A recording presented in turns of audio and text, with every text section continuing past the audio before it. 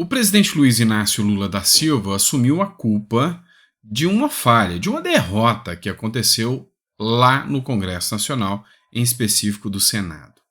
Só que essa culpa pode custar caro para o Lula e, inclusive, pode alcançar aí um dos seus aliados, que é o Flávio Dino. A gente sabe muito bem que o Flávio Dino está na berlinda, ou seja, até mesmo os petistas estão querendo ele fora da jogada. Nós vamos tratar sobre isso, nós vamos falar sobre esse tema. Outro tema que eu quero tratar com vocês aqui é uma declaração polêmica de Donald Trump que colocou esquerdistas ao redor do mundo assustados e foi ovacionado pela população norte-americana durante a sua fala. Nós vamos tratar desses dois temas. Não esqueça de se inscrever, curtir, compartilhar, é sempre importante pra gente, tá bom? Então bora começar de matéria e obrigado por estar aqui conosco, acompanhando os editoriais.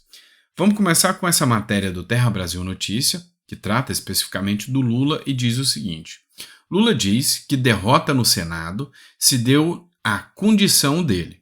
Eu estava cirurgiado e não deu tempo de fazer o bastidor. A matéria do Terra Brasil Notícias diz o seguinte: o presidente Luiz Inácio Lula da Silva assumiu a culpa na última sexta-feira pela rejeição no Senado de sua indicação para a chefia da Defensoria Pública da União, Igor Roque. Segundo o petista, ele não pôde conversar com ninguém enquanto estava hospitalizado, por causa das 2 cirurgias que fez no final de setembro. Abre aspas para a fala do Lula. O fato deles não terem aprovado o Igor para a Defensoria Pública, possivelmente eu tenho culpa, porque estava hospitalizado. Não pude conversar com ninguém, não pude sequer avaliar se ele fosse ser votado ou não. A gente pensou que ia ser tranquilo, mas não foi tranquilo, disse em café da manhã com jornalistas no Palácio do Planalto. Vamos entender uma coisa aqui. O Igor, que foi indicado para a Defensoria Pública, foi rejeitado pelo Senado, inclusive por partidos aliados à base do Lula. Então, pela quantidade de senadores que lá estavam, Lula contava que já estava certo. Lula foi o responsável pela vitória do Pacheco como presidente do Senado. E o presidente, ele tem muito poder nas mãos. Entenda como que funciona. Inclusive, eu tenho até um projeto que chama-se PEC da Pauta Popular, depois eu vou explicar para vocês. Mas preste atenção no seguinte. Imagina que eu tenho o Rodrigo Pacheco, e é ele que escolhe o que vai ou não ser votado. E aí um senador chega até o Rodrigo Pacheco e fala: olha, Rodrigo Pacheco, sabe aquele projeto de lei que vai autorizar eu doar dinheiro para uma escola ou autorizar eu fazer tal coisa? Ou então as emendas que eu vou receber? Eu queria que você me ajudasse liberando para mim. E o Pacheco, muito bondoso, vai dizer: claro, meu amigo, vou te ajudar. Só que tem esse projetinho aqui que o governo quer aprovar, me ajuda a aprovar, que eu aprovo o seu. É assim que funciona. Pega na minha que eu pego na sua. É desse jeito que funciona. Mão. A grande questão é que o Lula contava que o Pacheco seria, sim, o tempo todo até o final do mandato. Ou seja, de presidente do Senado. Parece que a coisa não é bem assim. Tanto é que o Lula já contava com o ovo na galinha e sofreu uma derrota. Então o fato do Lula estar internado ou não estar internado não é esse o motivo. Então o Lula assumiu a culpa aqui para tirar o foco e o holofote. O Senado, mesmo tendo o Rodrigo Pacheco lá, que é um aliado do Lula, está insatisfeito, não está gostando. E aí foi sim um recado direto para o Flávio Dino. Lula agora vai pensar 2 ou 3 vezes antes de indicar o Flávio Dino para o Supremo Tribunal Federal, porque funciona assim.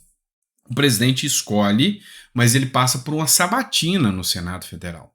E lá no Senado Federal tem 81 senadores. Entende um negócio? O Senado é a casa dos estados, é a casa alta. A Câmara é a casa baixa, a casa que representa o povo. Então, a Câmara dos Deputados representa o povo, o Senado representa os estados. E aí, como fazemos parte de uma federação, quando o presidente da República indica um ministro ou alguém assim nesse sentido, são os estados, ou seja, a casa alta dos estados que escolhem. E aí, temos 81 senadores, para que seja aprovado, 41 precisam dizer que sim. Não foi o que aconteceu e o recado foi claro. Quem você indicou é esquerdista demais. Pois é, mas e o Flávio Dino? O Flávio Dino, mais esquerdista do que o Flávio Dino, que se autodeclara comunista, no Brasil talvez não há. Então, é difícil e eu começo a ter esperança de que Flávio Dino não emplaca para o Senado, lá dentro do Senado, para uma vaga no STF. Ou seja, o Senado vai rejeitar o Flávio Dino. E o Lula está tentando, ao assumir a culpa, não demonstrar fraqueza. Ah, não, eu só não consegui porque eu estava operado. E operado, eu me vitimizo porque eu não podia fazer nada. E não é bem isso. Não conseguiu por falta de articulação mesmo. E isso vai ter reflexo muito maior do que você possa imaginar.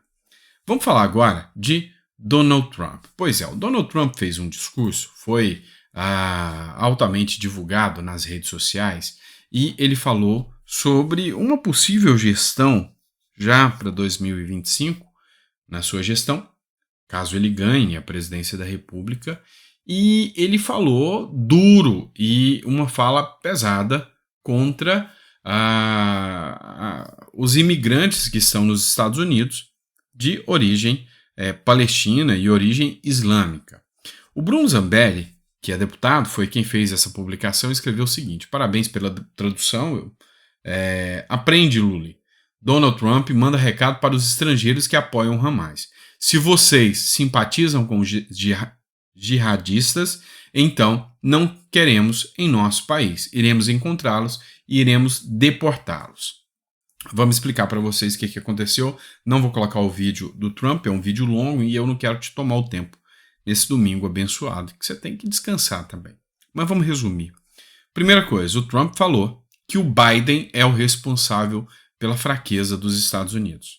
Nesse discurso aqui, o Trump fala em alto e bom tom que o projeto dele proibia que qualquer pessoa desse grupo jihadista, desse grupo islâmico, seja estudantes ou demais, viessem para os Estados Unidos. E aí ele ainda citou, olha só o que está acontecendo hoje em Londres e o que acontece na França. Em Londres, para que você tenha noção do que está acontecendo, tá isso aqui, ó. Protestos pró-Palestina em Londres tomam as ruas. Milhares de pessoas assumem as ruas de Londres protestando pró-Palestina. Resultado disso são milhares de imigrantes de origem palestina que são aceitos na Europa. E Trump falou, não, aqui não. Aqui qualquer um que for antissemita, ou seja, for contra o povo de Israel ou for a favor desses grupos terroristas, vai ser expulso do nosso país e não vai ser bem-vindo. E aí entra num ponto interessante. Uma parlamentar brasileira, a Caroline de Toni, ela fez uma denúncia sobre parlamentares brasileiros que são coniventes com as ações de grupos islâmicos e que pregam abertamente, inclusive partidos políticos que pregam abertamente o apoio pró-Hamas e o fim do Estado de Israel. E aí foi tudo isso mandado para a Embaixada Norte-Americana para que esses parlamentares brasileiros não pudessem mais ir. Ali dentro da lista tem o Boulos, dentre outros que ela encaminhou. Ou seja, se Trump foi eleito, político esquerdista que apoiou ou fez nota pró-Hamas ou pró-grupo palestino ou jihadista não pisa mais nos Estados Unidos. Que bom, tá? O lugar para eles é Cuba, é Nicarágua, é Venezuela, lugares que eles gostam mais. É China, é Rússia, é para lá que eles gostam mais. Então, isso aí alinha muito com o posicionamento do Trump.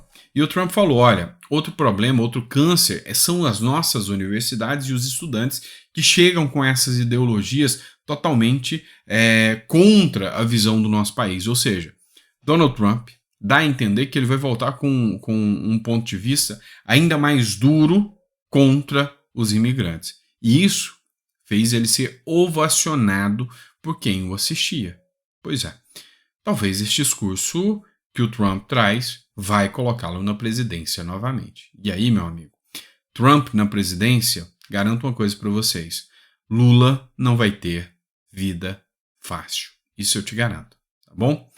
Grande abraço, pessoal, fiquem com Deus e até o próximo editorial.